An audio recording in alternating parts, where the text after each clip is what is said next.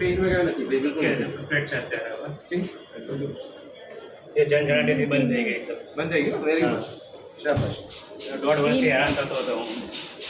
Fine. એટલું પણ મારે પડી ગયું. તમે પણ ફાસ્ટ ચાલો છો. મારું નામ પ્રકાશ એમ પટેલ છે. હું ઓએનજીસી હજીરામાં જોબ કરું છું.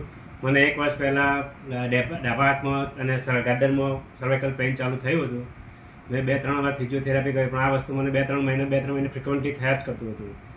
છેલ્લી વખતે મને બહુ જ વધારે પડતું પેઇન થયું. હાથમાં રિલીફ, દવાથી પણ રિલીફ નહોતું થતું. તો મને મારા ફિઝિયોથેરાપી ડૉક્ટર મૌલિકે મને ડૉક્ટર મુખર્જી સાહેબનું ઓપિનિયન આપ્યો, જે જેનોન બિલ્ડિંગમાં અત્યારે ઓપીડી કરે છે. એમની પાસે ગયો તો એમને મને સજેસ્ટ કર્યું કે ઓપરેશન કરવું પડશે, એના વગર ચાલે એમ નથી. તો એમને રિવર હોસ્પિટલમાં મને એપ્રિલ મહિનામાં ઓપરેશન કર્યું, 25 એપ્રિલે. અત્યારે 3-4 દિવસમાં હું ચાલતો થઈ ગયો. અત્યારે 1 મહિના પછી હું નોકરી પણ ચાલુ કરી નાખી છે, ડ્યુટી. અને એકદમ નોર્મલ તરીકે સૂવું છું, ખાઉં છું, ફરું છું, બધું જ ચાલે છે. તો ઓપરેશન કરવા પહેલાં તમે કોઈ કન્સર્ન્સ હતું કે ટેન્શન હતું કે ભાઈ ઓપરેશન કર્યા પહેલાં મને ડર હતો કે ઓપરેશન કરવાથી મને પેરાલિસિસ થઈ જશે કે એવું બધું હતું. પણ ડૉક્ટર મુખર્જી સાહેબે મને સારો એવો આશ્વાસન આપ્યું અને બીજા 1-2 પેશન્ટને મને એમને નંબર આપ્યો.